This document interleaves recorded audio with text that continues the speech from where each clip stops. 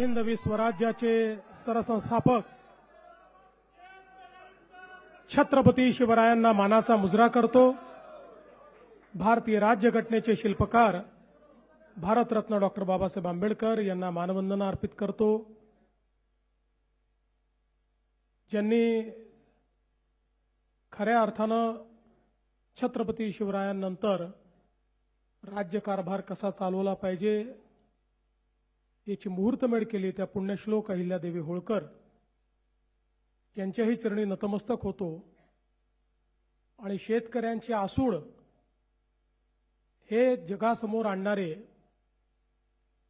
ज्यांची 200वी जयंती आपण साजरी करतो आहोत असे महात्मा ज्योतिबा फुले यांनाही नमन करतो।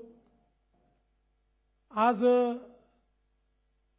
या कार्यक्रमामध्ये मंचावर उपस्थित असलेले आपले प्रदेशाध्यक्ष माननीय रवींद्र चव्हाण साहेब, महाराष्ट्राचे कृषी मंत्री माननीय दत्ता मामा भरणेजी, अनिल बोंडेजी, अशोक उईकेजी, संजय कुटेजी, रामकृष्ण बेताळजी, प्रवीण दरेकरजी, रणधीर सावरकरजी, चित्राताई वाघ, तमिळ सेल्वनजी, रवींद्र नासपुरेजी, या ठिकाणी उपस्थित सन्मान्य नारायण कुचे, अभिमन्यूजी पवार, सुलभाताई गायकवाड, चरणसिंग ठाकूर, प्राजक्त तनपुरे, सुनीलजी कर्जतकर, बंटी भांगडियाजी, डॉक्टर सुरेश खाडे, प्रकाश भाऊ भारसाकळे, प्रशांत बंबजी, डॉक्टर भागवत कराड, सुहास शिरसाट, धैर्यशील पाटील, उपस्थित सर्व मान्यवर आणि या ठिकाणी महाराष्ट्राच्या विविध भागातून आलेले आमचे सर्व शेतकरी बांधव आणि भारतीय जनता पार्टी किसान मोर्चाचे पदाधिकारी भगिनी आणि बंधूंनो, मी सर्वप्रथम आपल्या सर्वांचे अतिशय मनापासून आभार मानतो की आज आपण या ठिकाणी माझ्या सत्काराचा कार्यक्रम आयोजित केला। खरं म्हणजे मी जीवनामध्ये फार कमी सत्कार स्वीकारतो, शक्यतोवर सत्कारांपासून दूर राहतो, पण ज्यावेळी किसान मोर्चाने आम्हाला सत्कार करायचा आहे असं सांगितलं त्यावेळी मला एक संधी दिसली की या निमित्ताने महाराष्ट्रातल्या शेतकऱ्यांशी संवाद करता येईल, 2 गोष्टी त्यांच्यापर्यंत पोहोचवता येतील आणि म्हणून मी हा सत्कार स्वीकारला।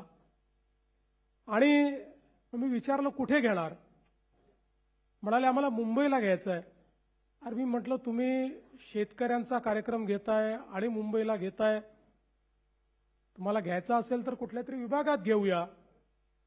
पण आमचे अध्यक्ष आणि संजय कुटेजी यांनी मला असं सांगितलं की महाराष्ट्राच्या राजधानीमध्ये येऊन आमच्या शेतकऱ्यांना प्रातिनिधिक स्वरूपात का होईना पण हा सत्कार मुंबईमध्येच करायचा आहे। मी त्यांना हो म्हटलं आणि आज हा सत्कार आपण केला। मी अतिशय विनम्रपणे हा सत्कार माझ्या वतीनं ज्यांनी मला या संपूर्ण कार्यात मदत केली ते माझे दोन्ही उपमुख्यमंत्री माननीय एकनाथराव शिंदेजी, सुनेत्राताई पवार, आमचे कृषी मंत्री आणि संपूर्ण मंत्रिमंडळाच्या वतीनं आपला हा सत्कार मी या ठिकाणी स्वीकारतोय आणि या सर्व शेतकरी बंधू भगिनींचे मी अतिशय मनापासून आभार मानतो। खरं तर पहिल्यांदाच असं घडलं असेल की कर्जमाफीचा निर्णय कुठलीही निवडणूक डोळ्यासमोर नसताना घेण्यात आला। मागच्या निवडणुकीमध्ये आपल्या जाहीरनाम्यात शेतकऱ्यांना कर्जमाफी देण्याचं आश्वासन आपण दिलं होतं आणि त्यानंतर खूप चांगल्या पद्धतीनं संपूर्ण महाराष्ट्रामध्ये अभूतपूर्व अशा प्रकारचं यश आपल्याला मिळालं। त्यानंतर नगरपालिकेच्याही निवडणुका झाल्या, महानगरपालिकेच्याही झाल्या, जिल्हा परिषदेच्याही झाल्या। सगळ्या निवडणुकांमध्ये भारतीय जनता पार्टी आणि महायुतीला महाराष्ट्राच्या जनतेने भरभरून दिलं आणि न भूतो अशा प्रकारचं मॅन्डेट, अशा प्रकारचा विजय आपल्याला मिळाला. केवळ राजकीय विचार केला असता तर समोर आता कुठली निवडणूक उरलेली नाही. त्यामुळे आता पुन्हा 2029ला लोकांसमोर जायचं आहे. तर 29च्या जानेवारीत आपण कर्जमाफी करू, अशा प्रकारचा राजकीय विचार आपल्याला करता आला असता. पण आपल्याकरता कर्जमाफी असेल, शेतकऱ्यांच्या हिताचे निर्णय असतील, हा कुठलाही निर्णय राजकारणाशी संबंधित नाहीये. राजकारण आपल्या जागी आहे, ते आपण करतो, ते करावंही लागेल. पण शेतकऱ्याचं हित बघत असताना कुठल्या गोष्टीमध्ये शेतकऱ्यांना कधी कुठला निर्णय हिताचा असेल याचा विचार करून तो निर्णय घेतला पाहिजे. आणि म्हणून अनेक लोकांना असं वाटत होतं की सरकार निर्णय करणार नाही, आपण आंदोलनं करू, आपलं दुकान चालू राहील, आपल्याला प्रसिद्धी मिळत राहील.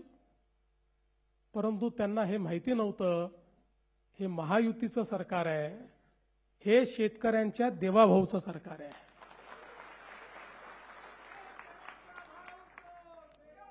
आणि म्हणून आपण कर्जमाफीचा निर्णय घेतला.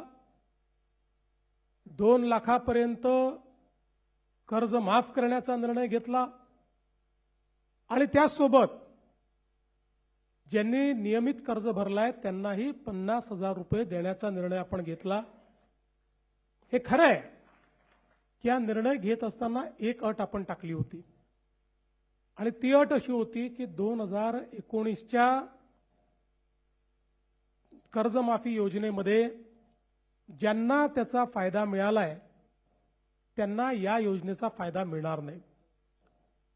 राज्यामध्ये 2008ला देशाची कर्जमाफी झाली आणि 2009ला राज्याची कर्जमाफी झाली. 2009च्या कर्जमाफीमध्ये तेव्हाच्या सरकारने 2008च्या कर्जमाफीतल्या लोकांना वगळलं. 2017ला आपण कर्जमाफी केली, त्याही वेळी ज्यांना फायदा यापूर्वी मिळाला होता त्यांना आपण वगळलं. 2019ला कर्जमाफी झाली. 19च्या कर्जमाफीमध्ये तेव्हाच्या सरकारने, मगाशी कुटे साहेबांनी सांगितलं की 2017ला ज्यांना कर्जमाफी मिळाली होती त्या सगळ्यांना वगळण्याचा निर्णय घेतला. याच्या पाठीमागचं कारण काय?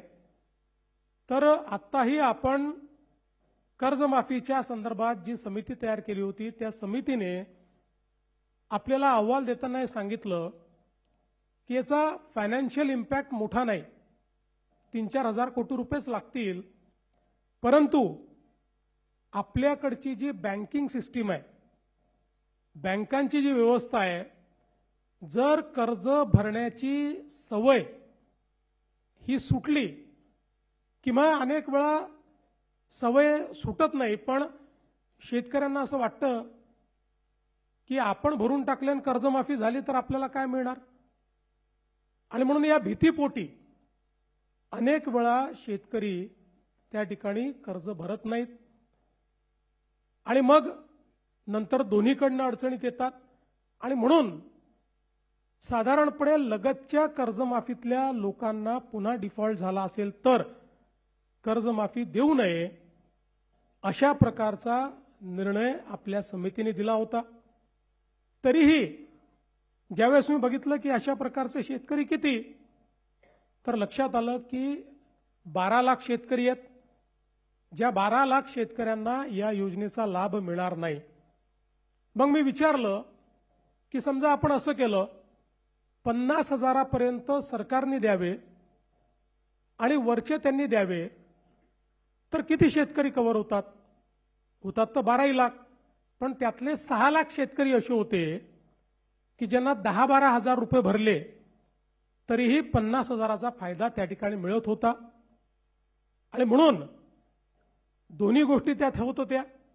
शेतकऱ्याला फायदाही मिळत होता आणि पुन्हा जो काही रिपोर्टमध्ये म्हटलं होतं की कर्ज भरण्याची प्रवृत्ती कमी होऊ नये या दृष्टीनं तुम्ही कारवाई करा, ती कारवाई देखील आपल्याला करता येत होती.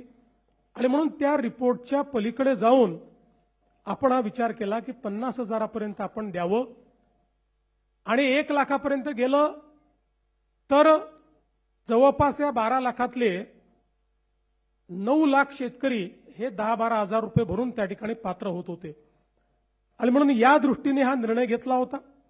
दुसरा निर्णय हा आपण चालू कर्ज आपल्या नागरिकांनी किंवा शेतकऱ्यांनी भरावं याकरता त्याची एक अट आपण लावली होती आणि म्हणून अशा पद्धतीने ही कर्जमाफी केल्यानंतर ज्यावेळी आमच्या रणधीरभाऊ सावरकरांसोबत आमचे महायुतीचे तीनही पक्षाचे सगळे आमदार जवळपास 25-30 आमदार माझ्याकडे आले आणि माझी सवय आहे, मी सत्य नेहमी सांगतो, कारण आर्थिक शिस्तही असली पाहिजे आणि म्हणून मी त्यांना समजावून सांगितलं की मला पैसे जास्त लागणार नाही, 4,000 कोटी लागणार आहेत, 36,000 कोटी दिले तर 40,000 द्यावे लागतील, पण आर्थिक शिस्त देखील आपल्याला लावली पाहिजे, कारण भविष्यात आपल्या जिल्हा बँका जर वाचवायच्या असतील तर कर्ज भरण्याची प्रवृत्ती वाढली पाहिजे, या दृष्टीने घेतलेला निर्णय आहे। पण आलेल्या सगळ्या आमदारांनी मला त्या ठिकाणी सांगितलं की तुमचं आर्थिकदृष्ट्या किती बरोबर असेल तरी देखील हे जे शेतकरी बाहेर राहत आहेत त्या शेतकऱ्यांच्या मनामध्ये नेहमीच हे राहील की 56 लाखाला दिलं आणि आम्हाला मात्र सोडून दिलं, त्यामुळे तुम्ही हा निर्णय बदलवा।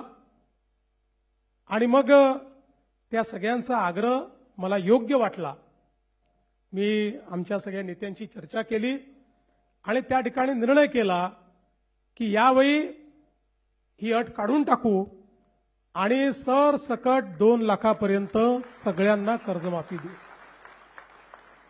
त्यामुळे आता जे 19च्या योजनेतही पात्र होते पण नंतर डिफॉल्टमध्ये गेले तेही 12 लाख शेतकरी याच्यामध्ये पूर्णपणे एकही पैसा त्यांना भरण्याची आवश्यकता नाही।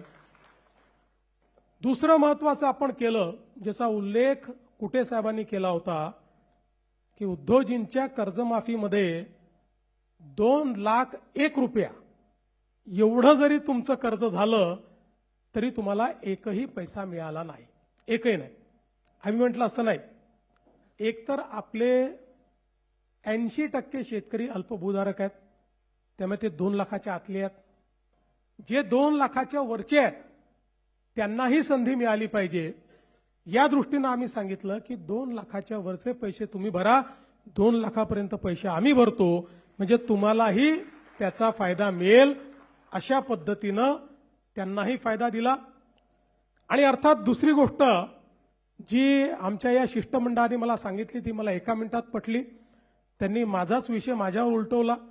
ते म्हणाले तुम्हीच घोषित केलाय अल निनोचं वर्ष आहे, मग अल निनोच्या वर्षामध्ये जर शेतकऱ्यांवर संकट आहे तर अशा वेळी तुम्ही जर चालू वर्षाचे पैसे भरा असं त्यांना सांगितलं तर शेतकऱ्यांवर हे नवीन संकट तुम्ही करताय। मी म्हटलं तुमचं म्हणणं बरोबर आहे, तात्काळ तीही अट आपण काढून टाकली। त्यामुळे आता ज्यांना 50,000 रुपये प्रोत्साहनपर मिळणार आहेत त्यांनी जे 26-27 लगतचे जे मागचे 3 वर्ष आहेत त्या 3 वर्षातल्या कुठल्याही 2 वर्षामध्ये त्यांनी जर त्या ठिकाणी पैसे भरलेले असतील तर त्यांनाही 50,000 रुपये प्रोत्साहन देण्याचा निर्णय आपण घेतला आहे। खरं म्हणजे शेतकरी बंधू भगिनींनो, आपण जर बघितलं तर कर्जमाफी हा काही अंतिम उपाय नाहीये। आपण विचार करा, जर राज्यामध्ये शेतकऱ्यांना 7 ते 8 वर्षात 3 वेळा कर्जमाफी द्यावी लागत असेल तर कुठेतरी आपल्या शेतीसमोरचे प्रश्न फार गंभीर आहेत। आणि म्हणून मी नेहमी सांगतो कर्जमाफी आवश्यकच आहे, ती दिलीच पाहिजे, पण कर्जमाफीने कुठला शेतकरी श्रीमंत झाला नाही, कर्जमाफीने कुठला शेतकरी परमनंट त्या कर्जाच्या विळख्यातनं बाहेर पडला नाही। जर आपली शेती फायद्याची करायची असेल तर वेगवेगळ्या प्रकारच्या उपाययोजना केल्याशिवाय शेती फायद्याची होऊ शकत नाही। आज आपण बघा इंडस्ट्रीत नवनवीन तंत्रज्ञान येतं आणि त्या तंत्रज्ञानामुळे ती इंडस्ट्री फायद्यामध्ये जाते। जर एखाद्या उद्योगाने ठरवलं की मी नवीन तंत्रज्ञान आणणारच नाही, तर तो उद्योग बंद पडतो. दुसरा कोणीतरी तंत्रज्ञान आणतो आणि त्या उद्योगाच्या पुढे जातो. आमच्या शेतीचं क्षेत्र देखील असं आहे की या क्षेत्रामध्ये जर आपण नवीन पद्धती आणल्या नाहीत, या शेतीमध्ये आपण नवीन तंत्रज्ञान आणलं नाही, तर शेती फायद्याची होऊ शकत नाही. आणि मग या सगळ्या नवीन गोष्टी करण्याकरता अडचण काय आहे? ती अडचण आहे गुंतवणुकीची. ज्या शेतकऱ्याकडे जो अल्पभूधारक शेतकरी आहे, या अल्पभूधारक शेतकऱ्याला गुंतवणूक त्यांनी करायची कशी? गुंतवणुकीकरता त्याला पैसे येतील कुठनं? तो जेमतेम पीक कर्ज काढतोय आणि तेही कर्ज जर परत करू शकत नाहीये, तर मग गुंतवणूक तो करेल कशी? आणि म्हणून 2014 नंतर मोठ्या प्रमाणात आपण शेती क्षेत्राला रिलीफ आणि रिहॅबिलिटेशन म्हणजे मदत आणि पुनर्वसनचं क्षेत्र नाही, ते तर करावंच लागतं. पाऊस आला तर, अतिवृष्टी झाली तर, अवर्षण झालं तर, वाहून गेली तर, सगळ्या गोष्टीत ते तर करावंच लागतं. पण केवळ तितक्यापुरतं मर्यादित ठेवायचं नाही. शेती क्षेत्रामध्ये गुंतवणूक करायची आपण निर्णय घेतला, मग जलयुक्त शिवार असेल, मागेल त्याला शेततळं असेल, मागेल त्याला सिंचन विहीर असेल, मागे त्याला ठिबक असेल. तुम्ही आठवा 2014 पूर्वीची परिस्थिती तुम्ही आठवा. मी देखील जवळपास 10 वर्ष माझ्याकडे ग्रामीण क्षेत्र होतं मी आमदार असताना. नंतर मग माझं शहरी क्षेत्र झालं. पंचायत समितीत आम्ही बसायचो, काहीतरी इष्टांक आलेला असायचा आणि मग ते पंचायत समितीचे सभापती, सदस्य आणि आमदार मिळून आम्ही वाटायचो. 4 तुझ्याकडे, 2 तुझ्याकडे, 4 तुझ्याकडे, 5 तुझ्याकडे. आणि त्या वाटणीतही आम्ही एवढं खुश असायचो की जणू काय शेतकऱ्याला आपण दिलेला आहे अशा पद्धतीची बंदरबाट आपण करायचो. मी सांगितलं की पद्धतीच दूर झाली पाहिजे आणि मग सगळ्या गोष्टी मागेल त्याला, ज्याला आवश्यकता त्याने मागावं, आपण त्याला देऊ, अशा पद्धतीनं मागेल त्याला शेततळ्यांची योजना आपण आणली. महाराष्ट्रामध्ये लाखो शेततळी आपण तयार केली. आज तुम्ही बघा, म्हणजे आम्हाला संधी मिळते अनेक वेळा हेलिकॉप्टरमधून जाण्याची, अलीकडच्या काळात मी वापरत नाहीये, पण अनेक जिल्हे असे आहेत आणि मराठवाड्यातले देखील अनेक जिल्हे असे आहेत की जे कोरडे जिल्हे आहेत, पण तुम्ही वरून जर बघितलं ना तर प्रत्येक शेतात शेततळ तुम्हाला भेटतं. आणि ते विचारा कधी झालेलं आहे? हे मागेल त्याला शेततळ्याच्या आपल्या योजनेत झालेलं आहे. आज जे काही पाणी आहे ते आपण साठवू शकतो. आणि मग आताच्या परिस्थितीत अल निनोमध्ये कुठेतरी 5, 7, 8 जुलैला भरपूर पाऊस येतो आणि त्याच्यानंतर 25 जुलैपर्यंत पाऊस गायब होतो. अशा परिस्थितीमध्ये जर पिकावर ताण पडला तर त्या पिकाला पाणी द्यायचं कुठनं? त्याकरता ही शेततळी आहे, त्याकरता प्रोटेक्टिव्ह इरिगेशन करता ही कामी येत आहेत. आज परिणाम असा झाला, आम्ही साधारणपणे ज्या ठिकाणी जलयुक्त शिवारची कामं आपण केली, जलसंधारणाची कामं केली, त्या गावांचं ज्यावेळेस ऑडिट केलं, त्या ऑडिटमध्ये असं लक्षात आलं की अनेक गावं अशी होती की जी एका पिकावर होती, ती आज 3-3 पिकं घेऊन राहिली आहेत. ज्या गावांमध्ये बागायतीचा विचार करत नव्हते, फळबागांचा विचार करत नव्हते. मला नेहमी आजही माझ्याकडे तो व्हिडिओ आहे की ज्यावेळी 2019 साल असेल, मी सांगोल्याला गेलो आणि त्या सांगोल्यामध्ये एक शेतकरी म्हणाला माझ्या शेतीत तुम्हाला यावंच लागेल, आणि मला घेऊन गेला आणि त्यांनी सांगितलं इथे माझ्याकडे काही पिकत नव्हतं. आज जलयुक्त शिवारनंतर ऍपल बेर त्यांनी पिकवणं चालू केलं आणि म्हणाला यावर्षी 25 लाख रुपयाचे ऍपल बेर मी त्या ठिकाणी विकेल. त्यामुळे शेतीमध्ये आणि शेतीच्या क्षेत्रात गुंतवणूक आपण सुरू केली. पूर्वीच्या काळामध्ये लोकांना ड्रिप इरिगेशन करता, ठिबक सिंचनाकरता वाट पाहावी लागायची. आम्ही सांगितलं ऑनलाईन अप्लाय करा, ऑनलाईन अर्ज करा आणि ऑनलाईनच तुमच्या खात्यात पैसे जातील. आताही जे मामा सांगत होते की काही बॅकलॉग राहिला होता तोही आम्ही पूर्ण करतोय. आणि जेवढे अर्ज आले, 5 लाख अर्ज आले तर 5 लाख अर्ज आम्ही स्वीकृत करणं सुरू केलं. ट्रॅक्टरची मागणी जेवढी आली आम्ही स्वीकृत केली. इतक्या मोठ्या प्रमाणात हळूहळू हे यांत्रिकीकरण आपण सुरू केलं.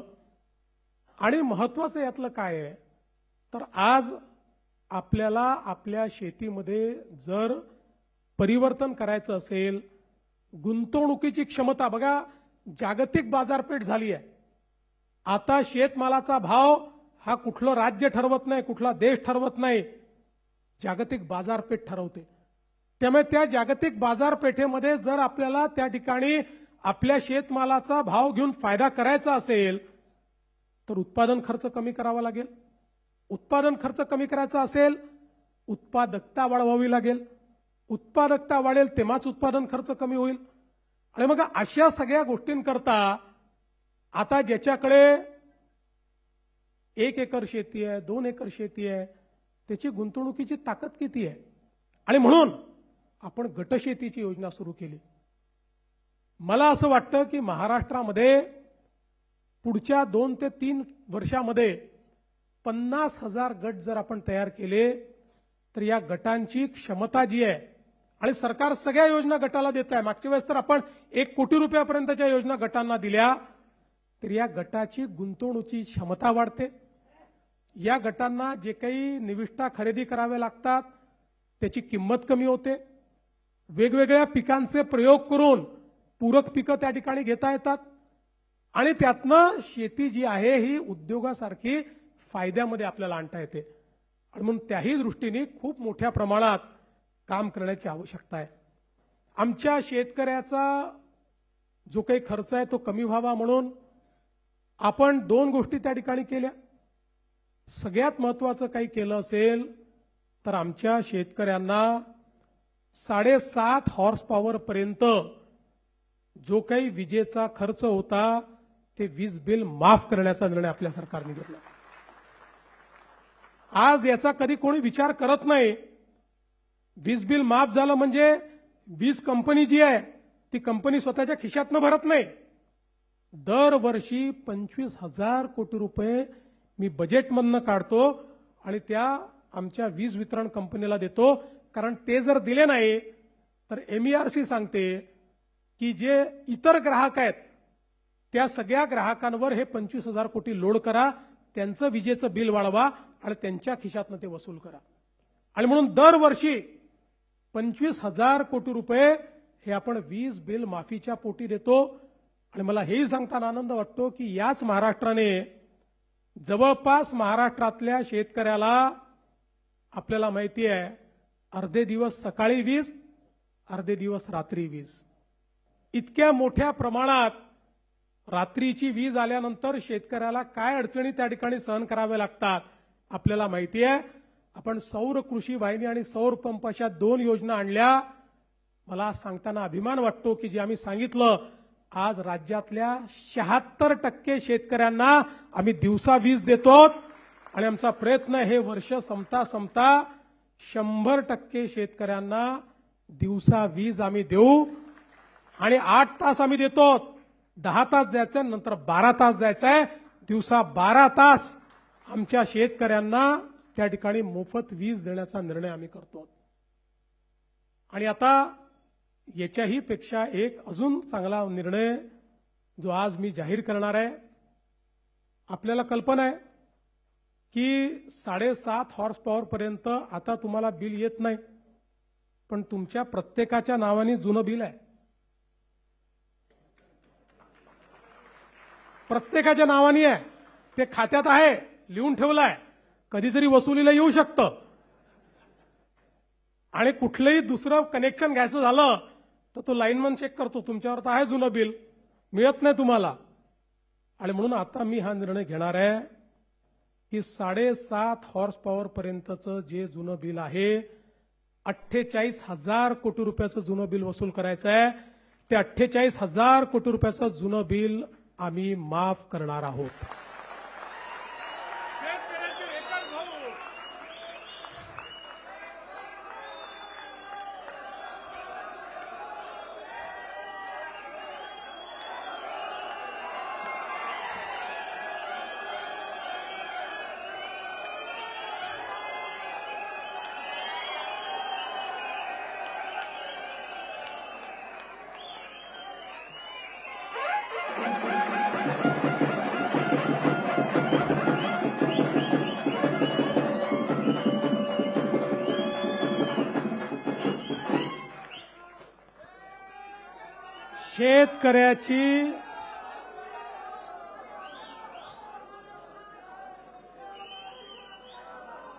शेतकऱ्याची पाटी ही कोरी झाली पाहिजे आणि त्याला नव्याने त्या पाटीवर इतिहास लिहिता आला पाहिजे, या दृष्टीनं घेतलेला हा निर्णय आहे.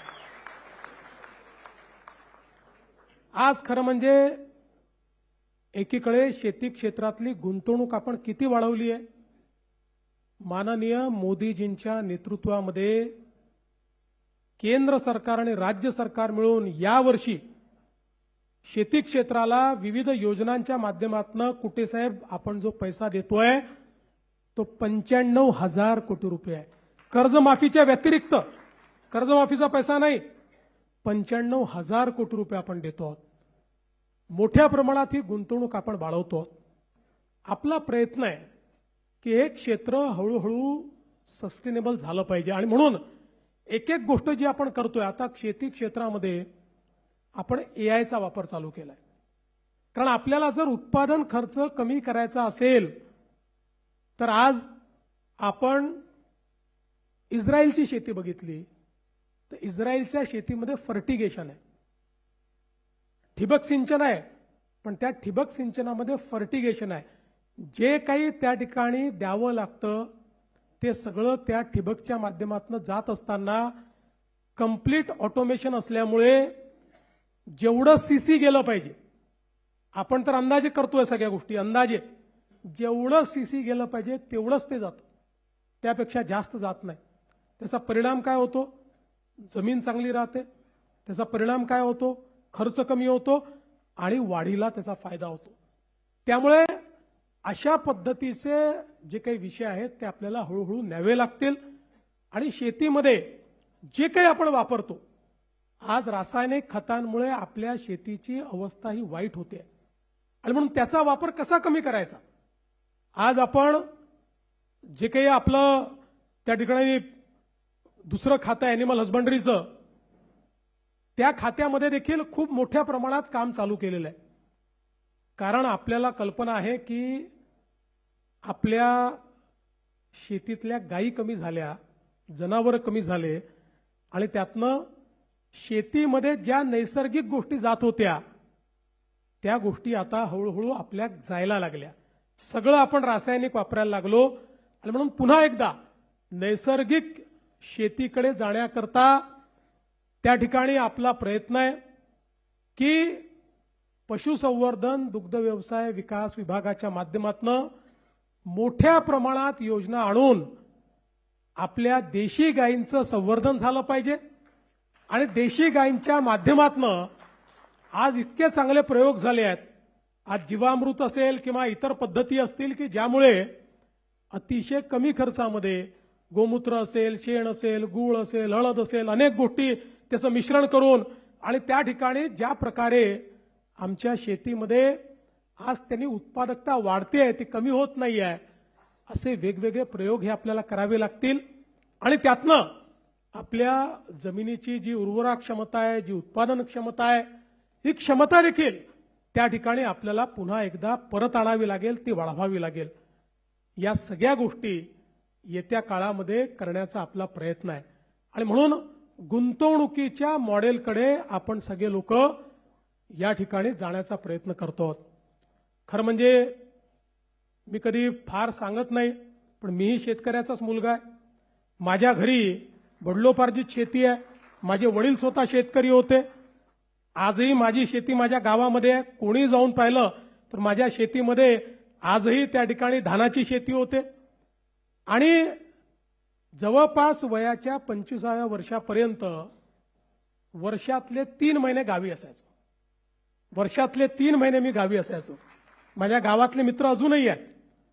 आणि घरी शेती होती, घरी आमराई होती, घरी ऊस होता. आमच्याकडे कारखाने वगैरे काही नव्हते मामा, त्यामुळे आम्ही ते कढईमध्ये त्या ठिकाणी गुळ तयार करायचो त्याच्यातनं. त्यामुळे गुऱ्हाळ होतं आमच्याकडचं. त्या गुऱ्हाळामध्ये ते गुळ तयार करायचं, त्याची राब काढायची, ती राब नंतर मटकीमध्ये ठेवायची, मग ती राब खायची. हे सगळं लहानपणापासून बघितलेलं आहे. आमच्याकडे बगीचा होता, बगीच्यामध्ये सर्व प्रकारचे भाज्या आम्ही त्या ठिकाणी तयार करायचो. त्यामुळे शेतामध्ये गेलेलो आहे, शेती बघितलेली आहे. जेव्हा पावसाळा असायचा त्यावेळी आमच्याकडे रोवणी जी व्हायची तेव्हा भले रोवणे करण्याकरता नाही, रोवणे करण्याच्या बहाण्याने चिखलात खेळायला मिळायचं म्हणून सगळे भावंड आम्ही त्या चिखलात जाऊन त्या ठिकाणी रोवणी करायचो. हे सगळं केलेलं आहे. त्यामुळे एखाद्या रूममध्ये बसून निर्णय घेणारा मी नाही आहे. हे सगळं जवळून बघितलेलं आहे. शेती मातीशी संबंध आमचाही आहे. फक्त आम्ही कधी फार ते सांगत फिरत नाही की बाबा आमचा खूप संबंध आहे. त्यामुळे अनेक वेळा लोकांना असं वाटतं की शहरातनं निवडून येतात त्यांना काही समजतं का नाही समजत.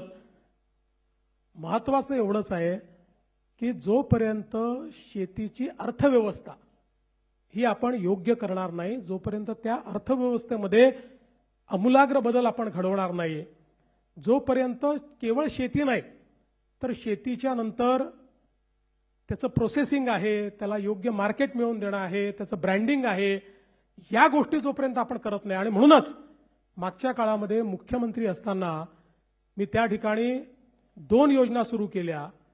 पहिली नानाजी देशमुख कृषी समृद्धी योजना, वर्ल्ड बँकेकडनं आज ती योजना चाललेली आहे 5,000 कोटी रुपयाची, की ज्या योजनेमध्ये आज जलसंधारणापासून तर व्हॅल्यू चेनपर्यंत सगळ्या गोष्टी विदर्भ आणि मराठवाड्याच्या या जिल्ह्यांमध्ये चाललेल्या आहेत, काही उत्तर महाराष्ट्रातल्या जिल्ह्यात चालले आहेत. आणि दुसरी आपण जी योजना स्मार्टची आणि मॅग्नेटची केली, की ज्या योजनेमध्ये आपला प्रयत्न आहे 10,000 गावांमध्ये आपली जी प्राथमिक सोसायटी आहे त्या सोसायटीला ॲग्री बिझनेस सोसायटीमध्ये परिवर्तित करायचं, त्याला प्रशिक्षित करायचं.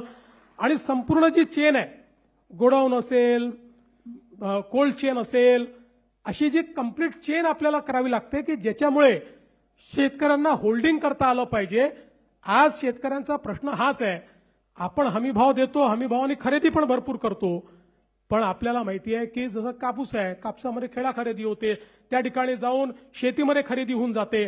त्या शेतकऱ्याला लगेच काहीतरी समोरचं पाहिजे असतं, म्हणजे लग्न आहे घरी, काहीतरी सण आहे, त्यामुळे मिळेल त्या भावात तो आलेल्या व्यापाऱ्याला विकून टाकतो आणि मग हमी भावाचा फायदा त्याला मिळत नाही. आणि म्हणून हमी भावाची विक्री होतपर्यंत त्याला ते योग्य ठिकाणी ठेवताही आलं पाहिजे आणि त्याच्यावर त्याला तारणही मिळालं पाहिजे, जेणेकरून त्याला कुठलंही त्यातनं अडचण येणार नाही. अशा प्रकारची व्यवस्था ही आपल्या प्राथमिक सोसायट्यांच्या माध्यमातूनच कशी उभी करता येईल याचं काम आज आपण जवळपास 10,000 गावांमध्ये करतो आणि पुढेही आपल्याला हे काम जवळजवळ सगळ्या गावांमध्ये करायचं आहे. ही सगळी अर्थव्यवस्था बदलण्याचं काम हे आपल्याला निश्चितपणे या ठिकाणी करायचं आहे. आणि मला विश्वास आहे की आज जरी आपला शेतकरी अडचणीत आहे आणि मला हे दिसतंय की आपण जर फोकस काम केलं तर आज शेतकऱ्याला मदत करावी लागते.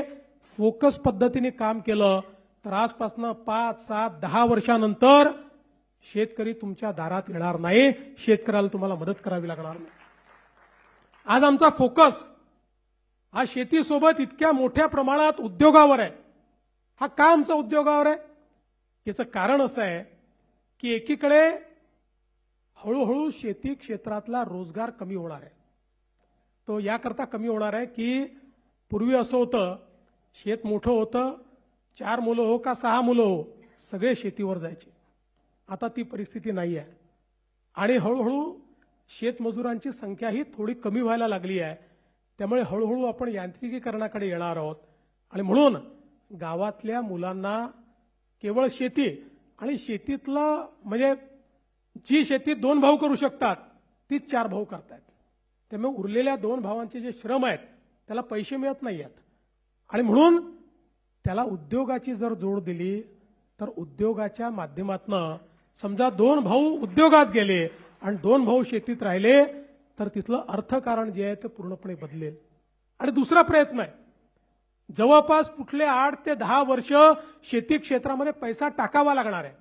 पैसा येईल कुठनं? राज्यामध्ये जर आपण आज या स्मार्ट सिटी तयार करतो, आपण नवीन मुंबई 3 करतो, मुंबई 4 करतो, इन्फ्रास्ट्रक्चर तयार करतो, उद्योगाकरता वेगवेगळ्या प्रकारचे मार्ग तयार करतो, याचं कारण हे सगळं केल्यामुळे राज्याच्या तिजोरीत पैसे येतात. तिजोरीतच पैसे आले नाही तर टाकणार कुठं नाही. आज ज्यावेळेस शेतकऱ्यांना 40,000 कोटी रुपयाची कर्जमाफी आपल्याला द्यावी लागते त्यावेळी लक्षात घ्या एक रस्ता बनवायचा असेल तर बँक आम्हाला कर्ज देते, पण शेतकऱ्याच्या कर्जमाफी करता आम्हाला कर्ज मिळत नाही. ते आपल्याला 4 खर्च कमी करावे लागतात आणि राज्याच्या बजेटमधनं ते द्यावे लागतात. आणि म्हणून राज्याचं बजेट जर मोठं झालं नाही, राज्याच्या तिजोरीत पैसे आले नाही, तर शेतकऱ्याचं कल्याण करणार कसं? आणि म्हणून आपला प्रयत्न आहे की एकीकडे शेती क्षेत्रातली गुंतवणूक वाढवायची आणि दुसरीकडे उद्योगाचं क्षेत्र आणि सेवा क्षेत्र या 2 क्षेत्रांमध्ये मोठ्या प्रमाणात गुंतवणूक आणायची. ती गुंतवणूक आणली की त्यातनं टॅक्सच्या रूपानं पैसा तिजोरीत येतो. आलेला पैसा शेतीच्या क्षेत्रामध्ये जर आपण लावू शकलो तर 8 ते 10 वर्षामध्ये हे क्षेत्र पूर्णपणे आपल्या पायावर उभं होईल आणि त्यानंतर या क्षेत्रात पैसा लावण्याची आवश्यकता असणार नाही. हेच क्षेत्र तुम्हाला पैसा देईल. अशा पद्धतीचं हे क्षेत्र आपल्याला उभं करायचं आहे. आणि म्हणून आज ज्या वेगवेगळ्या उपाययोजना आपण करतोय त्याच्यामध्ये सगळ्यात महत्वाची आपली उपाययोजना आहे ती आपला नदी जोड प्रकल्प. या महाराष्ट्रातला 52% भाग हा अवर्षण प्रवण आहे. 52% भागामध्ये आपल्याला पाहिजे त्या प्रमाणात पाऊस होत नाही. केवळ 48% भागामध्ये होतो. त्या 52% भागामध्ये जिथे कधी ना कधी दुष्काळ पडत असतो. आता या वर्षीचं अल निनोचं संकट आहे. या संकटाचा सामना आपल्याला करावा लागेल. आणि म्हणून एकीकडे 52% भाग अवर्षण प्रवण आहे आणि दुसरीकडे तो विदर्भाचा भाग असो का कोकणाचा भाग असो, या ठिकाणी 200 टीएमसी पाणी हे समुद्रात वाहून चाललेलं आहे. त्या पाण्याचा उपयोग होत नाही. आणि म्हणून आपण हा निर्णय केला की आपल्याला हे वाहून जाणारं जे पाणी आहे हे आता तुटीच्या खोऱ्यामध्ये आणलं पाहिजे. आपलं गोदावरीचं जे खोरं आहे, ज्या खोऱ्यावर जवळपास 50% महाराष्ट्रातली शेती आणि महाराष्ट्रातलं पाणी अवलंबून आहे, ते तुटीचं खोरं आहे. तापीचं खोरं जे उत्तर महाराष्ट्रातलं आहे ते आपलं तुटीचं खोरं आहे. या खोऱ्यांमध्ये हे पाणी आलं पाहिजे. आणि म्हणून आपण ज्या योजना तयार केल्या, वैनगंगा नळगंगा सारखी योजना, की ज्या योजनेमध्ये 450 किलोमीटरची नवीन नदीच आपण तयार करतो, ज्यामध्ये समुद्रात वाहून जाणारं 70-80 टीएमसी पाणी हे आपण भंडाऱ्याच्या खालून त्या ठिकाणी उसळणार आणि ते पाणी बुलढाण्यापर्यंत आपण आणणार. आणि याच्यामध्ये जवळपास 24 नवीन धरणं आणि 16 जुन्या धरणांची उंची वाढवणं, अशा पद्धतीनं 40 वॉटर स्ट्रक्चर तयार होतील. विदर्भामध्ये एकही जिल्हा एकही तालुका दुष्काळात कधीच राहणार नाही. अशा पद्धतीचं हे काम आपण करतोय. हे आता अंतिम टप्प्यात आलंय. ईश्वराचा आशीर्वाद असला तर याच वर्षी हे काम तयार करू. दुसरं, दरवर्षी सातारा सांगलीला पावसामुळे त्या ठिकाणी पूर येतो आणि इतकं पुराचं पाणी म्हणजे महाराष्ट्र, कर्नाटक, आंध्र सगळ्यांच्या हिश्श्याचं पाणी गेल्यानंतरही 200 टीएमसी पाणी हे वाहून जातं आणि ते आपल्याकडे पुरात येतं आणि दरवर्षीचा पूर आहे. याच्यावर आपण योजना तयार केली आणि आता वळण बंधाराच्या माध्यमातून हे पाणी पश्चिम महाराष्ट्रातले जे दुष्काळी तालुके आहेत तिथे आणि उजनीमध्ये आणून ते मराठवाड्यामध्ये नेण्याचं काम आपण त्या ठिकाणी करतो. तिसरं, आपलं जवळपास उल्हास खोऱ्यातलं जवळपास 250 टीएमसी पाणी हे सगळं समुद्रात वाहून जातं. आपल्याला ईश्वराने सह्याद्री दिलाय, पश्चिमी घाट दिलेला आहे. या पश्चिमी घाटातनं ज्या नद्या आहेत, पश्चिमेला वाहणाऱ्या नद्या आहेत, या नद्यांचं पाणी आपल्याला मिळत नाही, ते थेट समुद्रात जातं. हे सगळं समुद्रात जाणारं पाणी उचलायचं आणि उचलून वेगवेगळ्या स्ट्रक्चरच्या माध्यमातून ते गोदावरीच्या खोऱ्यात आणायचं, काही तापीच्या खोऱ्यामध्ये आणायचं आणि त्या माध्यमातून उत्तर महाराष्ट्र आणि मराठवाडा हा पूर्णपणे दुष्काळमुक्त करायचा. अशा पद्धतीचं काम आपण हातामध्ये घेतलं. लोकांना वाटायचं, मी ज्यावेळेस 2014-15 साली म्हणायचो की हे केवळ भाषणात आहे, हे होऊ शकत नाही, पण मी जीवनात हे शिकलो आहे की स्वप्न पाहायचे आणि स्वप्न पूर्ण करायचे. केवळ स्वप्न पाहून चालत नाही. ज्यावेळेस समृद्धी महामार्गाचं स्वप्न बघितलं त्यावेळेसही लोकांनी वेड्यात काढलं होतं.